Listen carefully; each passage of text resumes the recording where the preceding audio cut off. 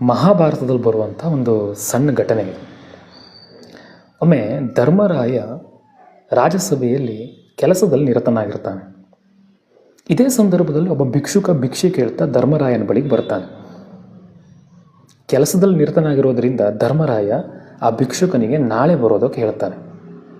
ಇದನ್ನು ಗಮನಿಸ್ತಾ ಇದ್ದಂತಹ ತಮ್ಮ ಭೀಮಸೇನ ಅಲ್ಲಿಂದ ಎದ್ದು ಜೋರಾಗಿ ನಗಾರಿಯನ್ನು ಬಾರಿಸೋದಕ್ಕೆ ಶುರು ಮಾಡ್ತಾನೆ.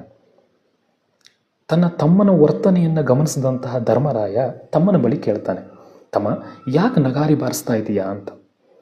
ಆಗ ಆ ಭೀಮಸೇನ ಧರ್ಮರಾಯನ ಬಳಿ ಹೇಳ್ತಾನೆ, ಅಣ್ಣ, ಈ ಕ್ಷಣ ನೀನು ಕಾಲವನ್ನೇ ಗೆದ್ದು ಬಿಟ್ಟಿದೀಯ. ಯಾಕೆಂದರೆ ಭಿಕ್ಷುಕನಿಗೆ ನಾಳೆ ಭಿಕ್ಷೆ ತೆಗೆದುಕೊಳ್ಳುವಂತೆ ಹೇಳಿದೀಯ. ಅಂದಮೇಲೆ ನಿನಗೆ ನೀನು ನಾಳೆನೂ ಕೂಡ ಬದುಕಿರ್ತೀಯ ಅನ್ನುವಂಥ ನಂಬಿಕೆ ಇದೆ. ಅದೇ ರೀತಿ ಆ ಭಿಕ್ಷುಕ ನಾಳೆ ಕೂಡ ಬದುಕಿರ್ತಾನೆ ಅನ್ನುವಂಥ ನಂಬಿಕೆ ನಿನಗಿದೆ. ಅಷ್ಟೇ ಅಲ್ಲ, ಲಕ್ಷ್ಮಿಯನ್ನು ಚಂಚಲೆ ಅಂತಾರೆ. ಅಂತಹ ಲಕ್ಷ್ಮಿ ನಾಳೆ ಕೂಡ ನಿನ್ನ ಬಳಿಯಲ್ಲೇ ಇರ್ತಾಳೆ ಅನ್ನುವಂಥ ನಂಬಿಕೆ ನಿನಗಿದೆ. ಆ ಭಿಕ್ಷುಕ ನಾಳೆ ಕೂಡ ಬಡವನಾಗೇ ಇರ್ತಾನೆ ಅನ್ನುವಂಥ ನಂಬಿಕೆ ನಿನಗಿದೆ. ಆದ್ದರಿಂದ ನೀನು ಕಾಲ ಗೆದ್ದಿದೀಯಾ ಅಂತ ಹೇಳ್ತಾನೆ. ತನ್ನ ತಪ್ಪನ್ನು ಅರ್ಥಕೊಂಡಂತಹ ಧರ್ಮರಾಯ ಕೂಡಲೇ ತನ್ನ ಭೀಮಸೇನನನ್ನು ಒಪ್ಪಿಕೊಂಡು ಕ್ಷಮೆ ಯಾಚಿಸಿ ಆ ಭಿಕ್ಷುಕನನ್ನು ಕರೆಸಿ ಆ ಕೂಡಲೇ ಭಿಕ್ಷೆಯನ್ನು ನೀಡ್ತಾನೆ.